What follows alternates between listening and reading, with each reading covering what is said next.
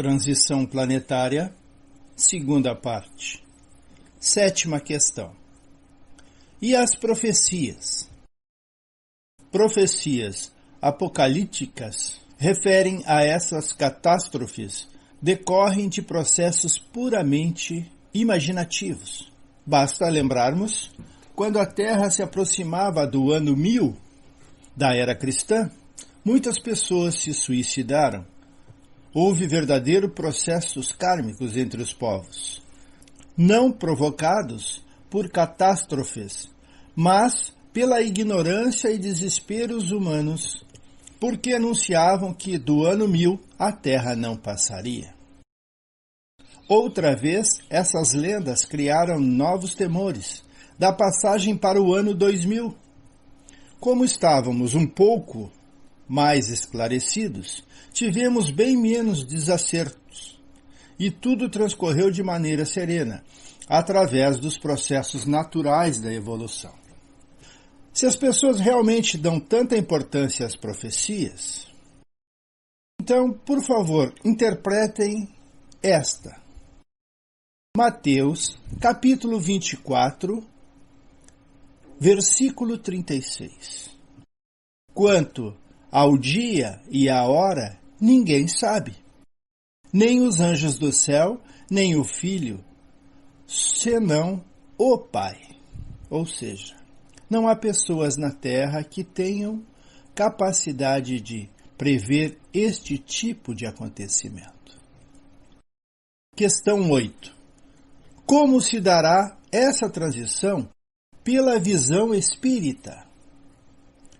Com o auxílio dos conhecimentos que já detemos, Deus, Espírito e Matéria, o que era obscuro se tornará claro e compreensível. Tudo segue a ordem natural das coisas e as leis imutáveis de Deus. Não serão subvertidas. Não haverá milagres, nem prodígios, nem fatos sobrenaturais, no sentido vulgar dado a essas palavras. Não procure nos céus em busca de sinais precursores, porque nada verás, e o que os anunciarem estarão a enganá-los. Quando alguém faz essas previsões, procure buscar o motivo pelo qual essa pessoa faz essa previsão. Às vezes, os motivos são bastante mesquinhos. Questão 9. Nosso mundo material, como o conhecemos, será destruído? Não acreditem no fim do mundo material. A Terra tem progredido desde a sua formação. Tem ainda que progredir e não ser destruída. A humanidade, entretanto, chegou a um dos períodos de sua transformação, e o mundo terreno vai elevar-se na hierarquia dos mundos. O que se prepara é o fim do mundo moral. É o velho mundo dos preconceitos, do orgulho, do egoísmo e do fanatismo que desmorona. Cada dia leva consigo alguns destroços. Questão 10. Como se dará esse processo? Como Kardec ensinou, o mundo evoluiu através das sucessões das gerações. As gerações que libertarão a Terra dos sistemas errôneos da vida vão surgindo com novas ideias. Herdeira da cultura adquirida das gerações anteriores, trazem dentro de si aptidões bastante desenvolvidas para renovarem a cultura da Terra e auxiliarem a sua transformação em todos os sentidos. Essas gerações construirão na Terra um novo mundo. E, na verdade, já o estão construindo. Nós vemos ao nosso redor que o mundo antigo está em derrocada. Uma grande emigração, neste momento, se opera entre os que a habitam. Os que praticam o mal pelo mal, alheios ao sentimento do bem, serão excluídos, porque acarretariam novamente perturbações e confusões, que constituiriam obstáculo ao progresso. Serão substituídos na Terra por espíritos melhores, que farão reine entre si a justiça, a paz, a fraternidade. Trata-se de uma nova geração de espíritos. Questão 11. O que acontecerá aos espíritos que forem excluídos? Irão expiar o seu endurecimento em mundos inferiores, aos quais levarão os conhecimentos que adquiriram, tendo por missão fazê-los adiantar-se.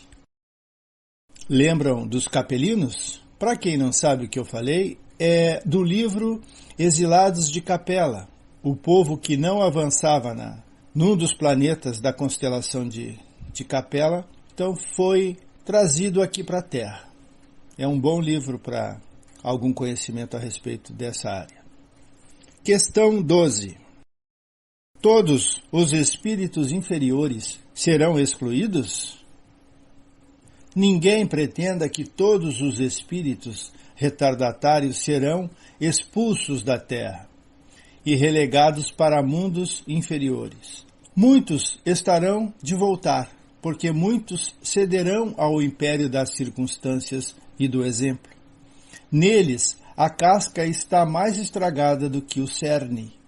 Uma vez subtraído à influência da matéria e dos prejuízos do mundo corporal, eles, em sua maioria, verão as coisas de maneira inteiramente diversa das que haviam quando encarnados, conforme os numerosos casos que já temos apreciado.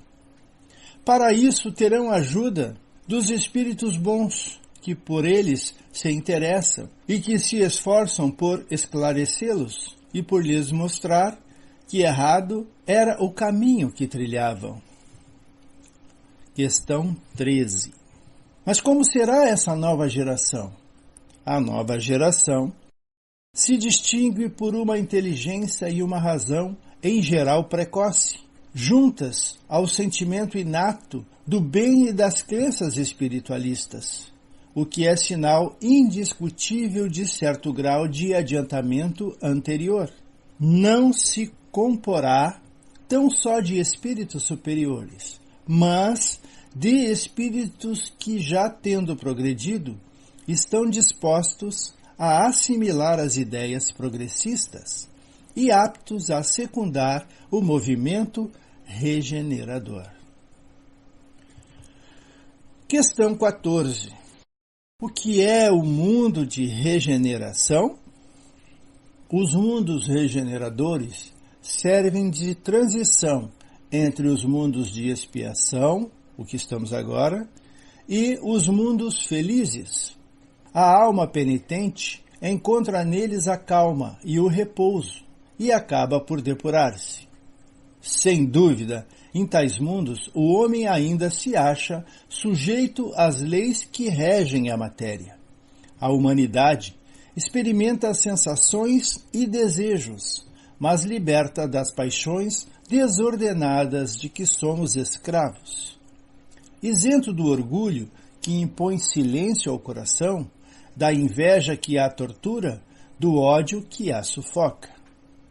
Em todas as frontes, vê-se escrita a palavra amor. Perfeita equidade preside as relações sociais. Todos reconhecem Deus e tentam caminhar para Ele, cumprindo-lhe as leis. Nesses mundos, ainda não existe a felicidade perfeita, mas a aurora da felicidade.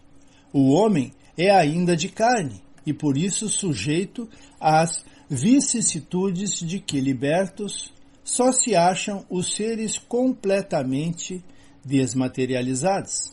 Ainda tem de suportar provas, porém, sem as torturantes angústias da expiação. Comparados à nossa condição atual, esses mundos são bastante ditosos, e muitos dentre nós se alegrariam em habitá-los, pois que eles representam a calma após a tempestade, a convalescença após a moléstia cruel. Questão 15. E qual o papel do Espiritismo nesta transição? O Espiritismo é a senda que conduz à renovação, porque destrói os dois maiores obstáculos que se opõem a essa renovação: a incredulidade e o fanatismo, porque faculta uma fé sólida e esclarecida, desenvolve todos os sentimentos e todas as ideias que corresponde aos modos de ver da nova geração, pelo que no coração dos representantes desta, ele se achará inato e em estado de intuição.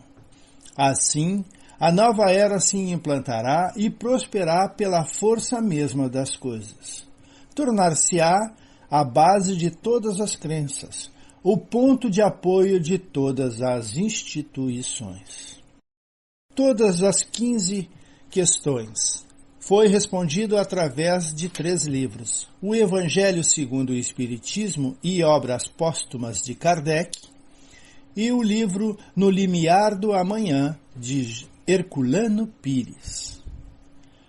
Ficamos por aqui, sempre à disposição para qualquer dúvida, agradecidos e pedindo a Jesus: esteja sempre conosco.